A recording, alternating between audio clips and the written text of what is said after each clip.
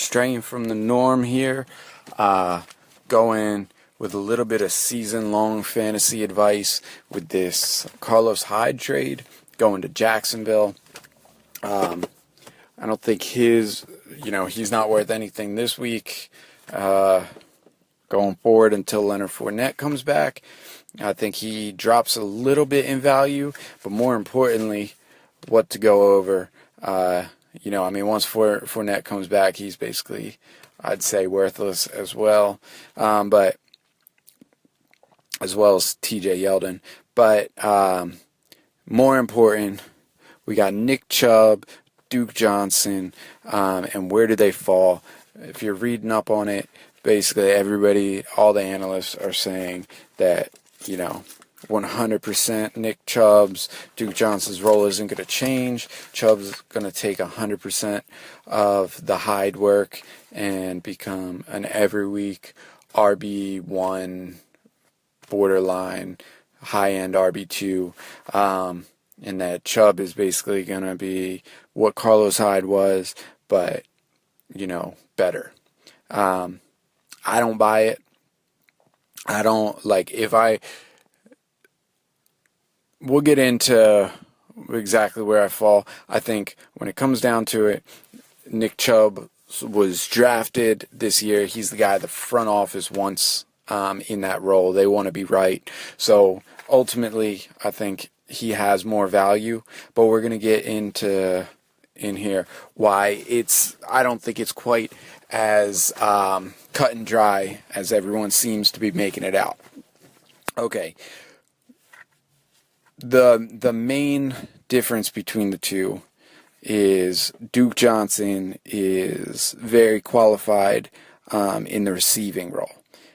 In his rookie season, he had 61 receptions, 53 the next year, and 74 last year. So, as a receiver, he comes very qualified.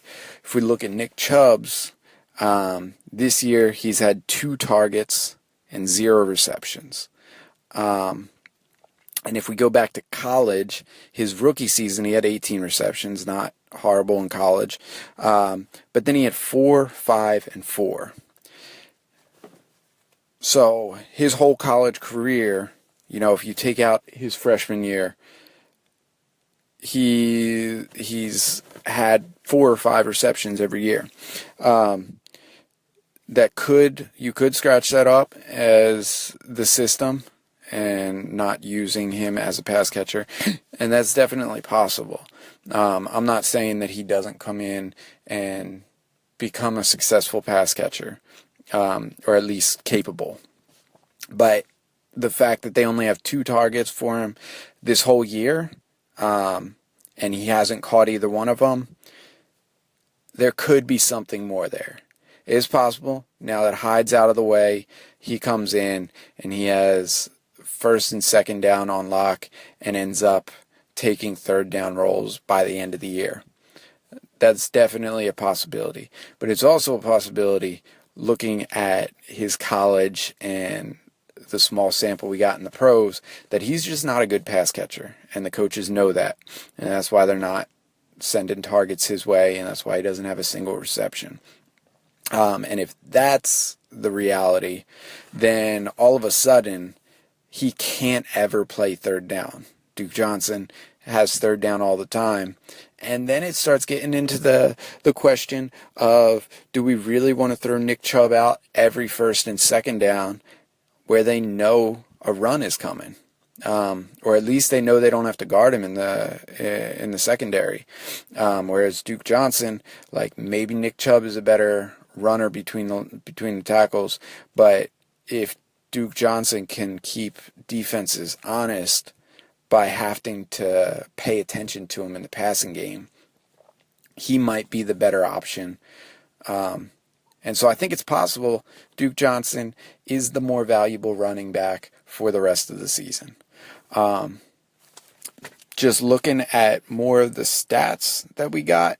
So Nick Chubb started the season right around 5% play snaps. He did see an uptick the past couple weeks. He was in on 13.8% and 9.5% of the snaps.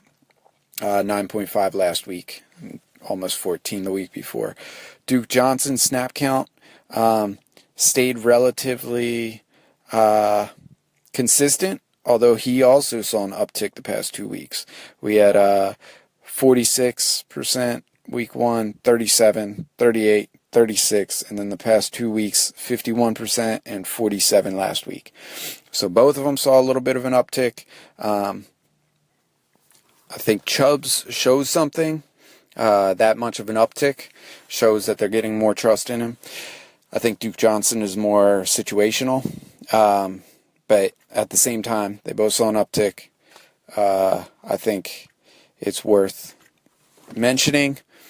The targets, Johnson, 6 targets, 2, 6, 1, 5. I think everybody knows that he's their third down back, passing back. But Carlos Hyde had 10 targets and 6 receptions. I think we have to, at least for now, say that those targets are also going to Johnson. And Johnson being on the field more is going to lead to more receptions for him. I think looking at it in the short term, if you need a win this week, for me, I am going Duke Johnson, and that's why I'm going Duke Johnson in the DFS. I think the game script against Tampa, team that their defense is bad, but is good against the run, means that you're going to need a running back that can go out and make catches. You're also going to need to score a lot. And so if they're in catch-up mode or they're just trying to keep up, they're going to have Duke Johnson out there making receptions. Chubb's also hasn't done much. He's had 2 or 3 rushing attempts the whole season, only 16 total. So I don't understand why we think he's going to go from 2 or 3 a game and 0 targets, like give him 3 attempts, 0 targets, to a 20 attempt and 1 or 2 target guy. Like, it doesn't make sense. And this week, Duke Johnson is the veteran. He's the one ready to pick up a veteran role. So I think Duke Johnson for this week alone is a good amount above Carlos Hyde. As far as season long, I think we don't really know yet. My bet would be on Chubb because he is super talented. He's averaging almost 11 yards per carry. That's obviously going to go down. And, Johnson is averaging almost 6, so not bad either. But I think the front office wants Carlos Hyde, and so you got to bet on the front office getting their way. But at the end of the day, I don't think that's settled, and I think if it comes down to it, and Nick Chubb's really isn't a receiver, I think that's to be determined. But if he's not a receiver, if he's not going to be making catches, that limits how often he can be on the field.